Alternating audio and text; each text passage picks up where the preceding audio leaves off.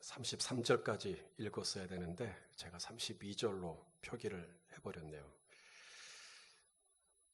자, 지난 2달 동안 저희 교회는 목장 모임을 쉬었습니다. 코로나 바이러스로 인해서 한 달을 더 쉬려고 합니다. 어떻게 잘 쉬고 계시는지 궁금합니다. 잘 쉬고 계십니까?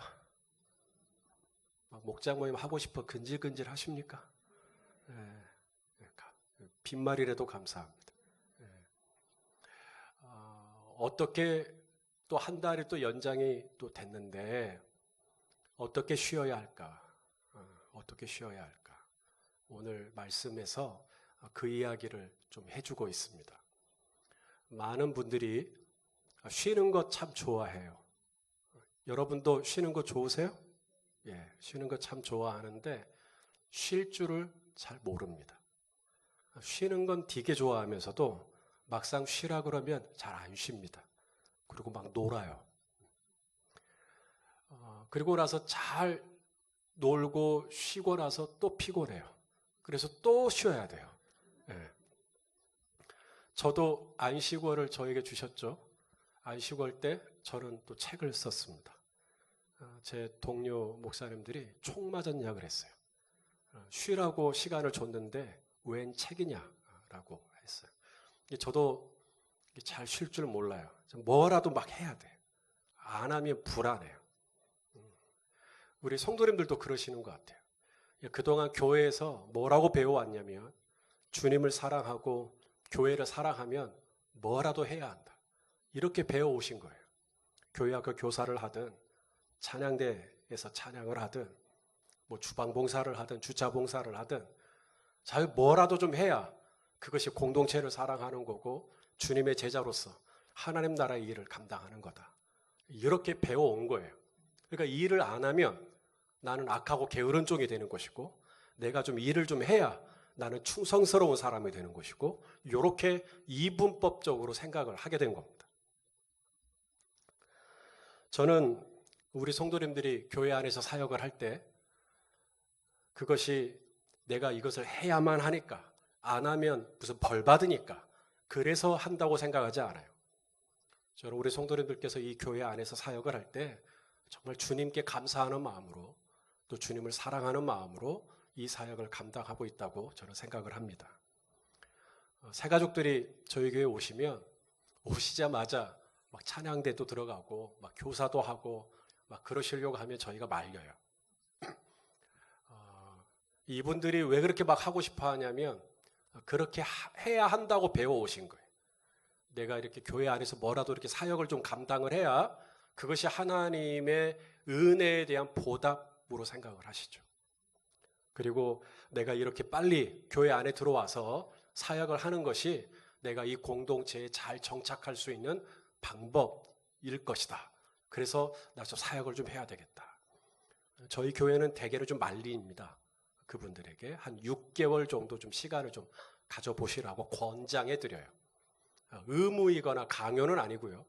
그분이 정 원하시면 사역을 하실 수 있지만 기왕이면 한 6개월 정도는 좀 쉬시라고. 두 가지 이유 때문입니다. 첫째는 주님은 내가 뭔가를 해야만 기뻐하시고 내가 이 교회 안에서 아무것도 하지 않으면 슬퍼하시는 분이 아니시기 때문입니다. 주님은 저와 여러분이 하나님의 자녀가 된 그것으로 이미 충분하신 분이십니다. 내가 하나님의 자녀가 되고 내가 하나님 안에 구원받았으면 하늘에서 회개할 것 없는 의인 99을 인하여 기뻐하는 것보다 더 기뻐한다고 말씀하셨습니다.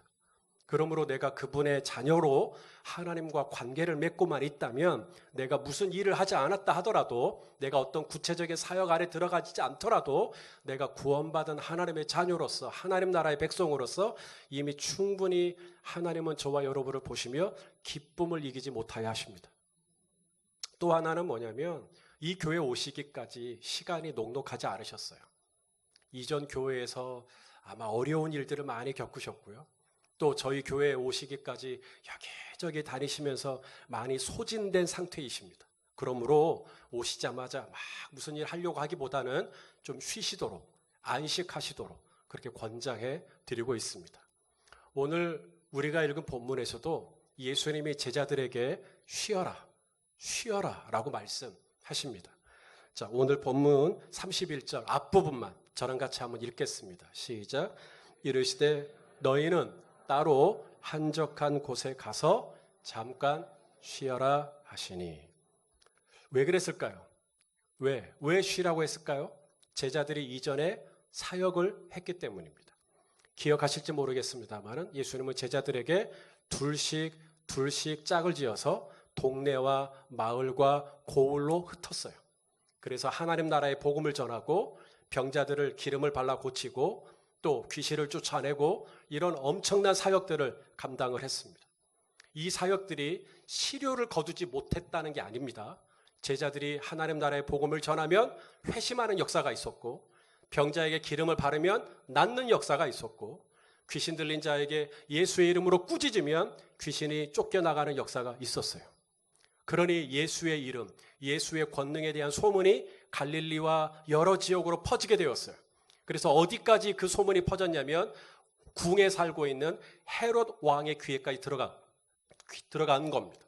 그래서 지난주에 보았죠. 헤롯은 예수님이 죽은 요한이, 자기가 목베어 죽인 요한이 부활한 것으로 생각할 정도로 헤롯 왕의 귀에까지 예수의 이름의 영향력이 퍼지기 시작했어요. 그러니까 제자들의 사역은 은밀하게, 조용하게, 소심하게 이루어진 사역이 아니라 이게 실제적인 열매가 엄청났던 거예요. 엄청난 역사, 성경에는 구체적으로 나오진 않지만 어마어마한 사역의 열매들이 있었던 겁니다.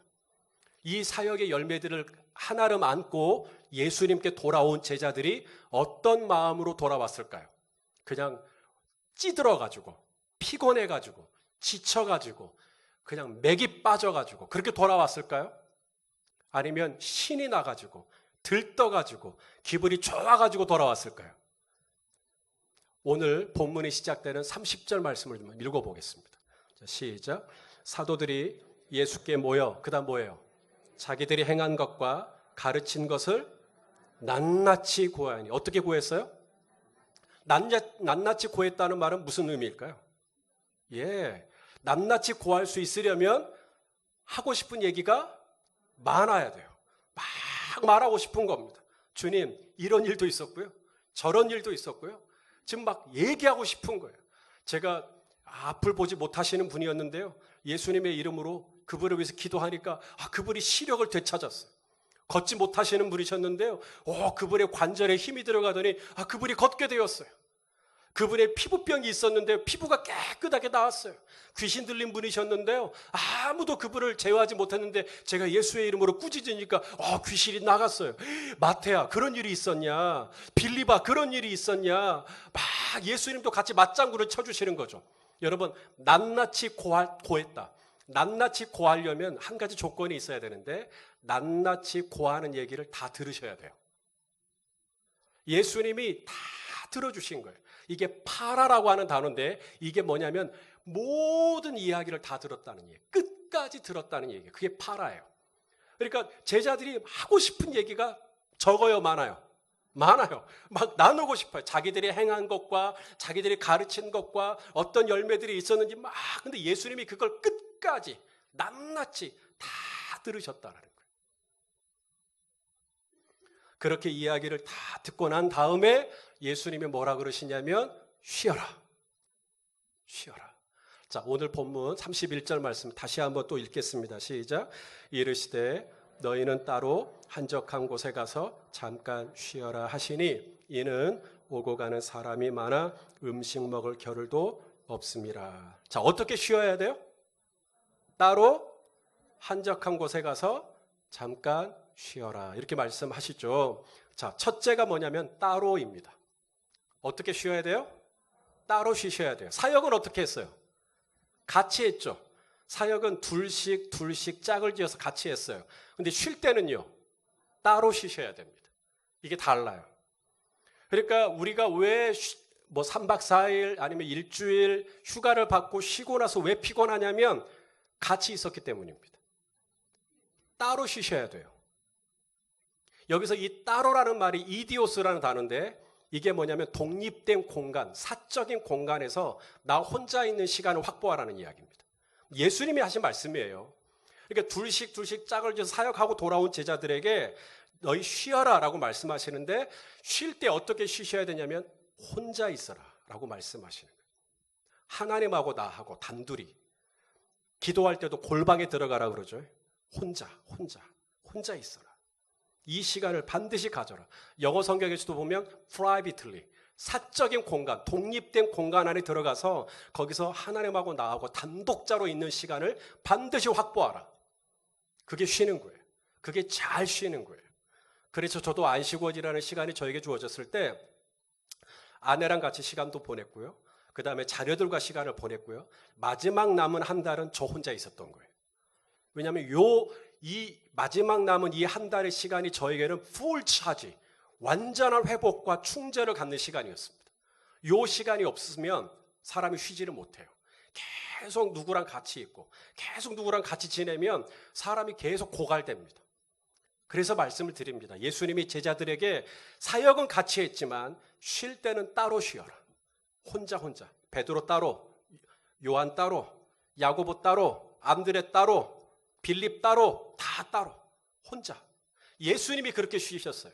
자, 예수님이 어떻게 쉬셨나? 마태복음 14장 23절 읽어볼까요? 시작. 무리를 보내신 후에 기도하러 그 다음에 따로 산에 올라가시니라 저물매 거기 혼자 계시더니. 사역을 마치시고 예수님은 제자들을 다, 무리들을 다 보내시고 예수님은 산에 혼자 가십니다. 혼자. 왜? 사역을 마쳤으니까 예수님 뭐 하시려고 이제? 쉬시려고. 근데 쉬시는 때 예수님 어떻게 쉬셔요? 혼자. 가만히 있습니다. 반드시 그렇게 쉬셔야 돼요. 같이 쉬시면 안 돼요. 따로. 혼자. 이 공간을 여러분은 확보하셔야 돼요. 잠깐이라도 하나님하고 나하고 단둘이 있을 수 있는 골방의 시간을 확보하셔야 돼요. 그렇게 하셔야 쉬는 겁니다. 그게 잘 쉬는 거예요. 성경적인 쉼입니다. 하나님이 말씀하세요. 나 너랑 좀 만나고 싶다는 얘기죠. 따로 좀 만나고 싶다는 이야기입니다. 군대를 갔더니 혼자 있을 수가 없더라고요. 잠도 다 같이 자지. 아침에도 같이 일어나고 같이 일하고 같이 훈련받고 내무반 생활도 같이 하고 이게 혼자 있을 수가 없더라고요. 계속 같이 있는 거예요. 혼자 있을 수 있는 공간이 있더라고요. 딱 두 군데. 첫째는 어딜까요? 어떻게 아셔요? 예, 화장실에 들어가서 문을 딱 걸어 잠그는 순간 그 공간은 저의 것이 되는 거예요. 그 공간은 거룩한 지성소가 되는 거예요. 얼마나 향기로운 냄새가. 냄새가 향기로 바뀌는 역사가 일어나요. 물이 포도주로 바뀌는 게 아니라. 그래서 이 공간 안에서 거기서 기도도 하고 거기서 묵상도 하고 그 공간. 그 다음 또 하나는 그때는 일찍 하사라고 불렀는데요. 지금은 당직 사관이라고 부릅니다. 당직을 서는 거예요. 그러면 밤새 꼬박 저 혼자 있죠. 행정반에서. 그 시간이 저에게는 너무나 좋은 안식의 시간이었어요. 그 시간, 혼자 있을 수 있는 시간을 주님께서 골방에 들어가라는 얘기가 뭐냐면 너랑 나랑 따로 좀 있자는 얘기거든요. 거기서 안식, 거기서 호흡이 좀 가팠다가도 호흡이 좀 골라지고요. 거기서 좀 내 영혼이 좀 차분해지고요. 거기서 이렇게 뭔가 이렇게 침전물이 깔아앉는, 그래서 좀 맑아지는 그 시간을 반드시 확보하셔야 합니다. 자, 두 번째, 어떻게 쉬어야 할까? 예수님 말씀하시죠. 한적한 곳에 가서 쉬어라.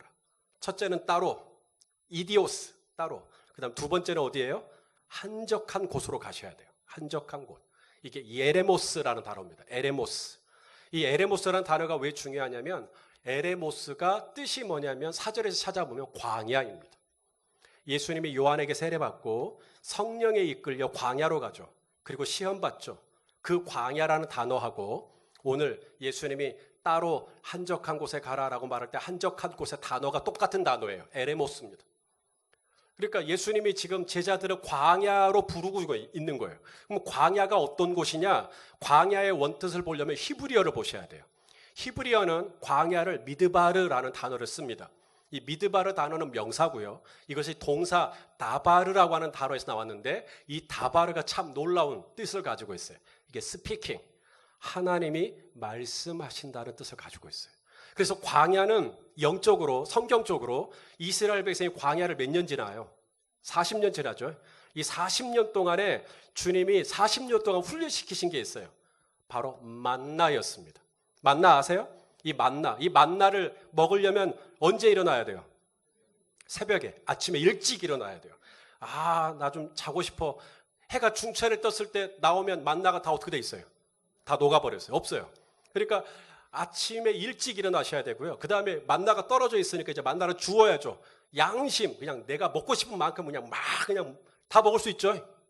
아니죠. 한 사람당 한 오멜. 이게 딱 정해진 정량입니다. 욕심이 나갖고 나 더 먹을래. 2오멜 걷었다가는 어떻게 돼요? 한 오멜만 남겨놓고 다 녹아버립니다. 와, 이게 하루에 한 사람이 한 오멜, 이게 원칙이에요. 그런데 이게 하루에 한 사람이 2오멜을 거둘 수 있도록 허용된 날이 딱 하루 있죠. 언제였어요? 안식일 전날. 안식일 날은 만나가 안 내리니까 안식일 전날에만 2오멜을 거두게 했어요. 평소에는 2오멜을 거두면 한 오멜이 녹아버렸는데 안식일 날은 안 녹아요, 또 이게. 그래서 안식일 날 다음 날 안 녹아진 한 오멜을 가지고 또 음식을 해 먹을 수가 있게 된 거죠. 이 훈련을 몇 년 동안 했어요? 40년. 만나를 왜 주셨나? 안 주시면 굶어 죽으니까 만나를 주셨다. 그렇게 단순하게 볼 수가 없어요. 하나님께서 이스라엘에게 만나를 주신 이유가 뭐냐면 하나님의 말씀에 순종하는지 순종하지 않는지. 자, 신명기 말씀입니다. 신명기 8장 3절 말씀인데요. 읽어보겠습니다. 시작. 너를 줄이게 하시며 또 너도 알지 못하며 내 조상들도 알지 못하던 만나를 내게 주신 것은 사람이 떡으로만 사는 게 아니라 여호와의 입에서 나오는 모든 다바르 말씀으로 사는 줄을 내가 알게 하려 하심이니라. 그러니까 이걸 가르쳐 주려고 40년 동안 만나를 주셨다는 거예요. 하나님 말씀대로 하면 안 녹고 하나님 말씀대로 안 하면 녹아버리는구나. 하나님 말씀대로 하면 내가 살고 하나님 말씀대로 하지 않으면 나 죽는구나. 이걸 40년 동안 훈련시키신 게 만나였던 거예요. 지금 예수님이 이 사역을 마치고 돌아온 하나님 나라의 복음을 전하고 병자를 고치고 귀신을 쫓아내고 정말 숨가쁘게 사역을 감당하다가 이제 막 돌아온 제자들에게 너희 좀 쉬어야 되겠다. 두 가지. 첫째, 따로. 사역은 같이 했지만 쉴 때는 따로. 다 각자 혼자씩. 그 다음 두 번째, 그러면 그 혼자 있는 시간에 뭘 해야 될까요? 휴대폰 하셔야죠. 네이버 뉴스 검색하셔야죠. SNS 하셔야죠. 친구에게 카톡도 보내셔야죠. 그거 말고 이 혼자 있는 시간, 이 따로 한적한 곳이라고 말할 때 이 한적한 곳이 광야라니까요. 광야의 뜻은 하나님의 말씀을 듣는 곳입니다. 그러니까 지금 제자들에게 너희는 따로 한적한 곳에 가라라고 말씀하실 때 예수님의 의도는 뭐냐면 따로 개인적인 시간을 확보하고 그 시간에 인터넷 뉴스를 검색하라는 게 아니라 하나님의 다바르를 들으라는 거예요. 하나님의 말씀을 들으라는 거예요. 거기서 내게 하나님이 뭐라고 말씀하시나, 이 골방에서 하나님이 오늘 나에게 무슨 말씀을 주시나, 그 말씀을 묵상하고 그 말씀을 소통하는 시간, 그것이 진짜 안식의 시작입니다. 이전에 제가 찬양 인도할 때 이제 제가 공석이거나 또 제가 또 사역을 제가 모든 예배를 다 찬양 인도를 할 수 없으니까 강홍희 목사님이 찬양 인도도 하시고 또 작년에는 홍근영 목사님이 또 찬양 인도 하시고, 그래서 뭐 강홍희 목사님이나 홍근영 목사님께 제가 이런 질문을 한 적이 있었어요. 어느 예배를 인도할 때 제일 힘들더냐? 오후 예배 찬양 인도할 때, 수요일 밤 찬양 인도할 때, 특별 새벽기도 찬양 인도할 때 언제가 가장 힘들더냐라고 물었어요. 그랬더니 주일 낮 예배 이 시간 찬양 인도할 때가 제일 힘들대. 그래서 제가 공감했어요. 그래서 제일 힘드니까 내가 하는 거다. 여러분이 주일을 맞아 저 문을 처음 걸어오실 때 표정을 여러분이 직접 거울로 보셔야 돼요. 이게 사철에 봄바람 피어있는 얼굴로 들어오시지 않아요? 살기가 등등한 모습으로 들어오신다든지 내 모든 짐, 무거운 짐, 주님 앞에 다 그냥 어쩔 줄 모르는 그런 그냥 삭막한 표정으로 들어오실 때가 참 많습니다. 그렇게 모여 있는데 이제 예배가 시작이 되죠. 자칫 찬양을 합니다. 주님만이 소망이요 아무것도 두려워 말라 찬양합니다. 그리고 기도를 합니다. 그리고 지금 말씀을 받죠. 그리고 이제 말씀이 끝나고 나서 결단의 찬양을 합니다. 그리고 축도를 하고 돌아가죠. 돌아갈 때 얼굴 표정은 같을까요? 다를까요? 달라져 있어요. 왜 그럴까요? 다바르가 들어온 거예요. 이전에는 하나님의 다바를 못 들었죠. 그래서 이 절에 들어올 때 그렇게 찌들어 있었고 그렇게 험악했던 거예요. 그런데 이 안에 들어와서 이제 내 영혼이 하나님의 스피킹, 하나님이 나에게 뭐라고 말씀하시는가를 듣는 거죠. 아, 이렇게 하라는 거 말씀하시는 거예요. 그걸 딱 듣고 나면 내 영혼의 숨이 골라집니다.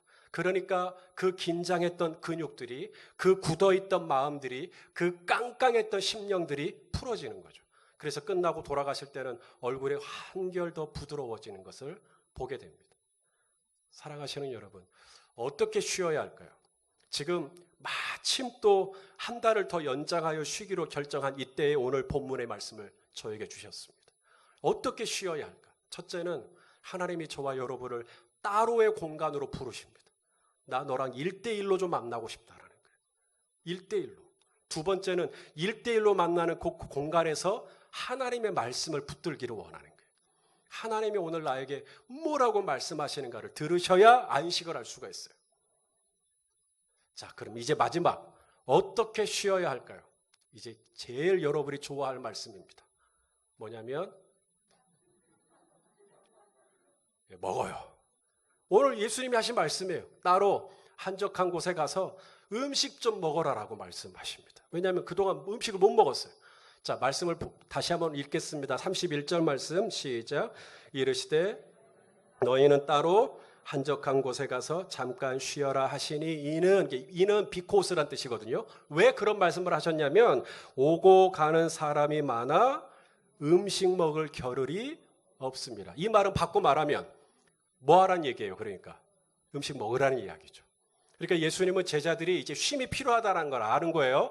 어떻게 쉬어야 할 거냐? 첫째 따로, 두 번째는 한적한 곳에서 하나님의 말씀을 듣는 것이고요. 그 다음에 뭐 해야 돼요? 맛있는 음식을 보충하셔야 돼요.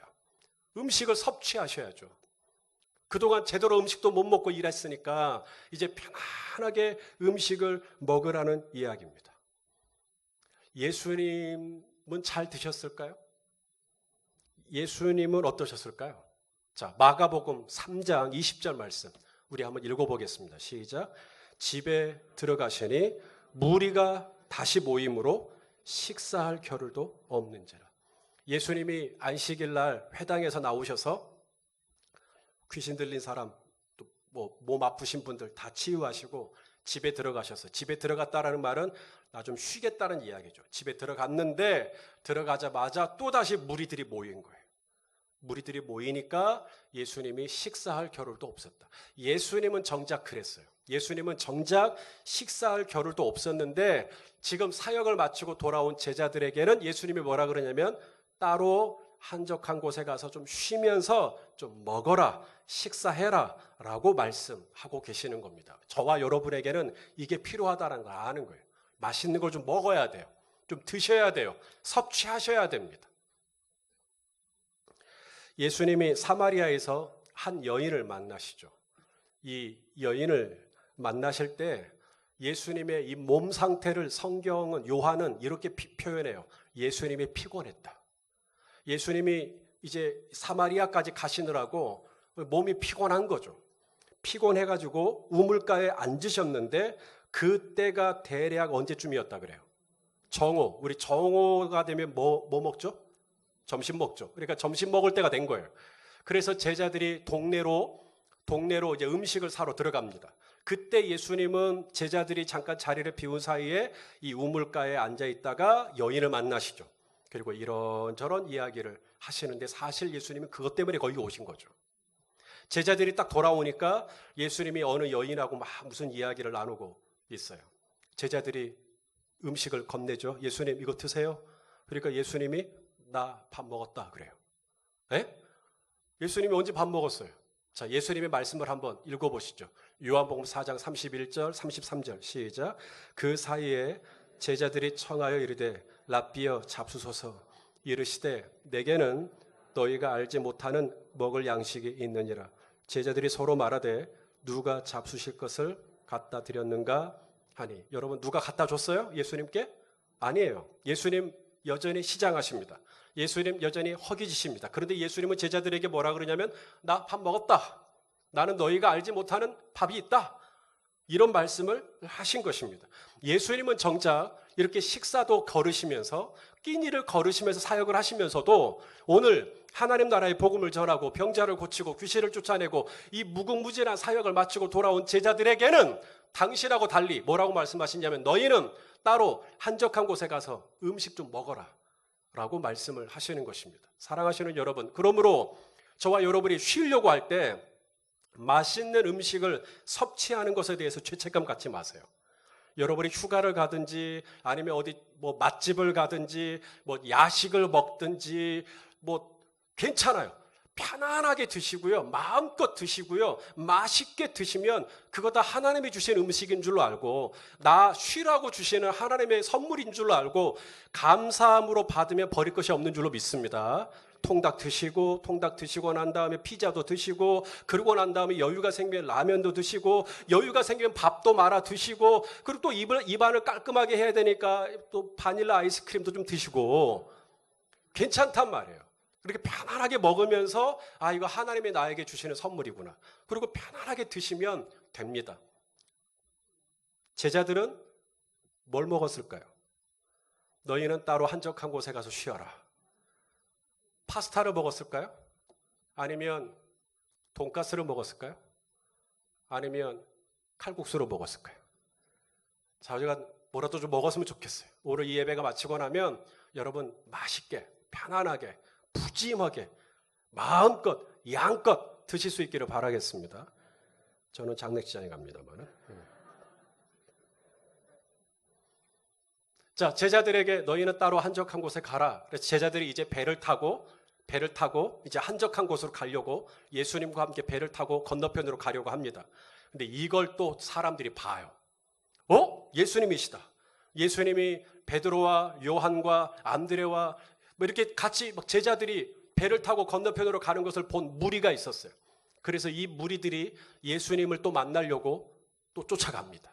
예수님은 배를 타고 가셨고 이 무리들은 걸어서 가는 것이죠. 그런데 누가 더 빨리 도착하냐면 예수님보다 무리들이 먼저 도착을 하는 겁니다. 우리가 사실 오늘 33절까지 읽기를 원했는데 우리 같이 한번 읽겠습니다. 시작. 이에 배를 타고 따로 한적한 곳으로 갈새 그들이 가는 것을 보고 많은 사람이 그들인 줄 안지라 모든 고을로부터 도보로 그곳에 달려와 그들보다 먼저 갔더라. 자, 이제 따로 한적한 곳에 가서 밥 좀 먹으려고 딱 도착했더니 거기에 이미 누가 와 있어요? 무리들이 무르르 와서 이렇게 있는 거예요. 이 무리들이 그렇게 와 있는 거예요. 예수님이 이 무리들을 불쌍히 여기시죠. 그래서 또 하나님의 말씀을 또 가르쳐 주십니다. 그리고 날이 새죠. 이제 배가 고파요. 꼬르르 꼬르르. 근데 제자들에게 야 너희가 좀 먹을 걸 줘라. 제자들이 없어요. 잘 찾아봐라. 찾아보니까 한 소년이 떡 5개 물고기 2마리가 있어요. 그 오병이어 사건이 여기서 나옵니다. 그러니까 결과적으로 보면 너희는 따로 한적한 곳에 가서 음식을 좀 먹으면서 쉬어라라고 했을 때 제자들은 쉰 거예요, 안 쉰 거예요? 이제 고민이 되시죠? 이게 뭐라고, 이게 어떻게 해야 되나? 자, 다시 정리합니다. 여러분이 쉴 때 어떻게 쉬셔야 되냐면 따로 하나님과 나와 있을 수 있는 시간. 그곳에서 내가 뭐 휴대폰을 하거나 막 이런 게 아니라 그곳에서 하나님의 다바르를 들으셔야 돼요. 하나님의 말씀을 들으셔야 돼요. 그래야 쉬시는 거예요. 그 다음에 맛있는 음식을 섭취하시는 거예요. 그것도 하나님이 저와 여러분에 주신 안식의 선물입니다. 그런데 오늘 본문에 보니까 제자들은 먹지 못했어요. 결국 제자들은 또 사역을 합니다. 건너편으로 가서 떡 5개와 물고기 2마리로 남자만 5,000명이에요. 여자와 노인과 어린아이까지 하면 2만 명은 넘을 수 있어요. 그 많은 사람들에게 음식을 나누어 주고 또 사역을 또 감당합니다. 그러면 제자들은 못 쉰 거네요. 자, 여기서 이 이야기를 해드릴게요. 자, 사마리아 여인과 대화를 나누고 있던 예수님께 제자들이 예수님 이것 좀 드세요. 나는 이미 먹었다. 나는 너희가 알지 못하는 음식을 먹었다. 누가 갖다 드렸지? 그때 예수님께서 누가 잡수실 것을 드렸나라고 하는 질문 앞에 이런 대답을 하셔요. 자, 요한복음 4장 33절 34절 말씀입니다. 읽어보시죠. 시작. 제자들이 서로 말하되 누가 잡수실 것을 갖다 드렸는가 하니 예수께서 이르시되 나의 양식은 나를 보내신 이의 뜻을 행하며 그의 일을 온전히 이루는 이것이 나의 양식이다. 파스타를 먹은 거 아닙니다. 돈가스 먹은 거 아닙니다. 칼국수 먹은 거 아닙니다. 그런데 예수님은 먹었대요. 먹었으니까 쉰 거죠. 뭘 먹었어요? 그랬더니 하나님의 뜻을 알고 그 뜻을 행하며 하나님이 오늘 내게 주시는 일을 이루시는 거예요. 그것이 야곱의 우물가에서 한 여인을 만나는 일이며 벳세다 언덕에서 하나님의 나라에 갈급해하는 이 영혼에게 하나님 나라의 복음을 전하는 이 일이 나는 너희가 알지 못하는 세상이 죽었다 깨어나도 알 수 없는 신비한 양식이 있는데 하나님의 힘이 있는데 그것이 바로 하나님의 뜻을 순종하는 삶을 사는 것. 하나님의 다바르를 들었은즉 하나님의 말씀 앞에 순종하는 삶을 사는 것이 세상이 알 수 없는 신비한 양식이라고 오늘 말씀하고 있는 것입니다. 이 음식을 먹으면 쉬는 것이죠. 그래서 예수님은 오늘 제자들에게 너희는 따로 한적한 곳에 가서 맛있는 음식을 먹으면서 쉬어라 라고도 말씀하셨지만 예수님은 결국 이 사역이 어디까지 연장되기를 원하냐면 맛있는 떡을 먹는 것만이 안식의 유일한 내용이 아니라 내가 설령 파스타를 먹지 못했고 내가 돈가스를 먹지 못했다 손 치더라도 오늘 하나님이 나에게 뭐라고 말씀하시는가를 다바르를 듣고 그 뜻에 내가 순종하는 삶을 살면 이것이야말로 세상이 알 수 없는 신비한 양식을 내가 먹는 것이 되는 것이며 이 양식을 먹게 되면 우리는 육신의 양식을 먹을 때 힘이 나듯이 내 영혼이 힘이 나고 내 영혼이 활력이 생기고 내 영혼이 생기가 돋고 내 영혼이 기쁨이 있고 내 영혼에 감사가 넘치고 그래서 또 하나님의 뜻을 행하고 하나님의 일을 이루는 일을 또 감당할 수가 있게 되는 것이죠. 사랑하시는 여러분, 따로 계십시오.